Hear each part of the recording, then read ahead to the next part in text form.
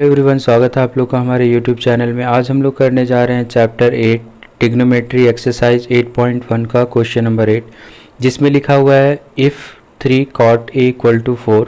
हमको चेक करना है whether 1 minus tan square a upon 1 plus tan square a equal to cos square a minus sine square a के बराबर है कि नहीं। आइए हम लोग इसको सॉल्यूशन करते हैं। तो सबसे पहले हम लोग को देखेंगे यहाँ पे 3 cot a इक्वल टू 4, ये हमको गिवन है। तो हम लोग सिंपली इसको क्या करेंगे, अगर हम लोग 3 को उधर ले जाएंगे तो ये हो जाएगा cot a equal to 4 upon 3, इस तरह से बन जाएगा। और cot a का रेशियो आप लोग को पता होगा क्या होता है। cot a का रेशियो जो आप लोग को याद होगा b अपॉन क्या होता है p, ठीक है, b अपॉन p होता है। तो b की जगह हमारे पास रेशियो कितना हो जाएगा, b का रेशियो हो जाएगा 4 और p का रेशियो कितना हो जाएगा हमारे पास 3, ठीक है। ये हमने b का रेशियो और p का रेशियो फाइंड कर लिया है। अब इसी तरह से हम लोग क्या करेंगे, वैल्यू को पुट करेंगे और चेक करेंगे कि आंसर आ रहा है कि नहीं। तो सबसे पहले यहाँ लिखेंगे 1 minus tan square a upon 1 plus tan square ए। इसका वैल्यू पहले हम लोग सॉल्व करेंगे, सॉल्व करके देखेंगे इसका वैल्यू क्या आता है। फिर लेफ़्ट साइड वाला सॉल्व करने के बाद राइट साइड वाले को भी सॉल्व करके देखेंगे दोनों का वैल्यू बराबर आ रहा है कि नहीं, ठीक है। तो सबसे पहले हम लोग देखेंगे यहाँ पे हमारे पास यहाँ पे लिखा है 10 स्क्वायर ए। 10 मतलब होता है 10 का रेशियो आप लोग को याद होगा, 10 ए का रेशियो जो होता है p अपॉन क्या होता है b होता है, ठीक है। कॉट का उल्टा 10 का उल्टा क्या होता है कॉट, ठीक है। तो इसका रेशियो क्या हो जाएगा p अपॉन b। तो सिंपली यहाँ पे लिखेंगे 1 माइनस 10 स्क्वायर ए, 10 स्क्वायर मतलब p अपॉन b का होल स्क्वायर, ठीक है। 10 की जगह लिखेंगे p अपॉन b का होल स्क्वायर। नीचे भी इसी तरह लिखेंगे 1 प्लस p अपॉन b का होल स्क्वायर, ठीक। अब वैल्यू पुट कर देंगे तो यहाँ पे देखेंगे 1 माइनस p की जगह लिखेंगे 3 और b की जगह लिखेंगे 4, इसका स्क्वायर करेंगे माइनस नीचे भी वैल्यू पुट करेंगे 3/4 का होल स्क्वायर करेंगे। तो देखेंगे यहाँ पे आंसर आएगा 1 माइनस 3 3 जा 9, 4 4 जा 16। इसी तरह से नीचे भी आएगा 1 प्लस 3 3 जा 9, 4 4 जा 16, ये बनेगा। इसको और सिंपल बनाएंगे हम लोग, 16 का मल्टीप्लाई 1 के साथ करेंगे 16 माइनस 9 बनेगा और नीचे 16, ठीक है। और नीचे क्या आएगा, 16 का मल्टीप्लाई 1 में करेंगे 16 प्लस 9 अपॉन क्या आएगा 16। अब इसको हम लोग अगर रेशियो को ब्रेक करें तो 16 में से 9 माइनस करेंगे तो आप लोग देखेंगे कितना, आप लोग देखेंगे 7 अपॉन 16 आ जाएगा और नीचे क्या आएगा 25 अपॉन 16।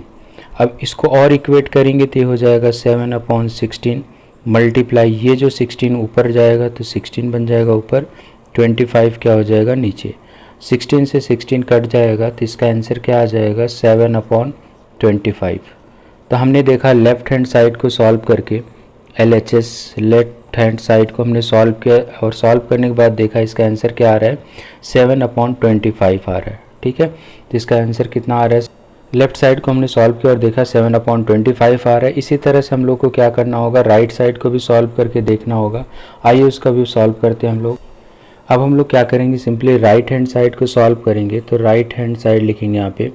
तो राइट हैंड साइड में आप लोगों ने देखा क्या लिखा है, cos square a minus sine square ए, ठीक है।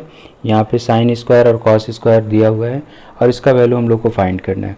अब क्वेश्चन में हम लोग ने देखा कि क्या गिवन था, cot A equal to 4 upon 3 था, जिसका मतलब क्या था b अपॉन p हमको क्या था गिवन था, ठीक है। अब आप लोग को याद होगा कि साइन का रेशियो क्या होता है, साइन ए का रेशियो कॉस ए का रेशियो, साइन का रेशियो होता है p अपॉन h, कॉस का रेशियो होता है b अपॉन h, ठीक है। इसमें हमको क्या करना होगा, इसको फाइंड करने के लिए h का वैल्यू पता होना चाहिए। तो सबसे पहले हम लोग बाय यूजिंग पाइथागोरस थ्योरम क्या करेंगे, इसको यूजिंग पाइथागोरस थ्योरम,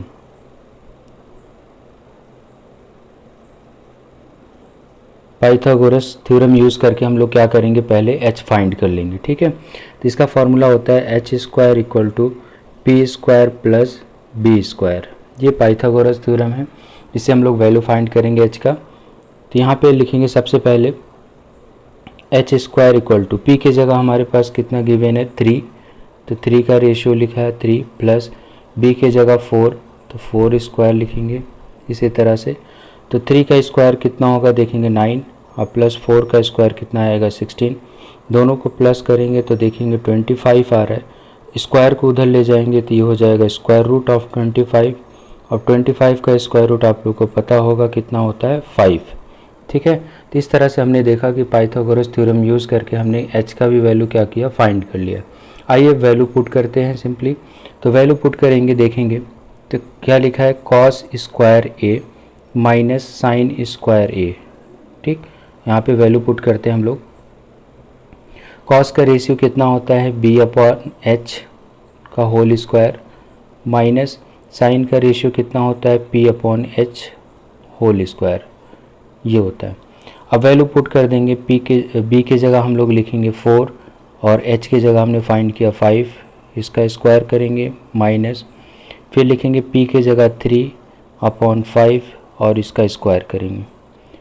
तो 4 का स्क्वायर आप लोग को पता होगा 16 होता है, 5 का स्क्वायर 25 माइनस 3 का स्क्वायर 9 और 5 का स्क्वायर क्या आएगा 25। ठीक है, नीचे देखेंगे 25 दोनों में सेम आ रहा है तो एलसीएम 25 ही आएगा। तो 16 माइनस 9 दोनों को माइनस कर देंगे, कितना आ जाएगा 7 अपॉन 25, इसका आंसर आ जाएगा। ठीक है, तो हमने देखा कि लेफ़्ट साइड में जो वैल्यू आया था वही जो वैल्यू क्या आ रहा है राइट साइड में भी आ रहा है। तो इसका मतलब ये जो वैल्यू है वो क्या है, सेटिस्फाई है। तो यहाँ पे सिंपली लिख सकते हैं हम लोग कि लेफ़्ट हैंड साइड का जो वैल्यू आ रहा है वो इक्वल है किसके, राइट हैंड साइड के। ठीक है, तो हैंस हमने क्या किया, इसको प्रूफ कर लिया। आशा करते हैं आप लोग को समझ में आया होगा। समझ में आया तो वीडियो को लाइक और सब्सक्राइब ज़रूर करें।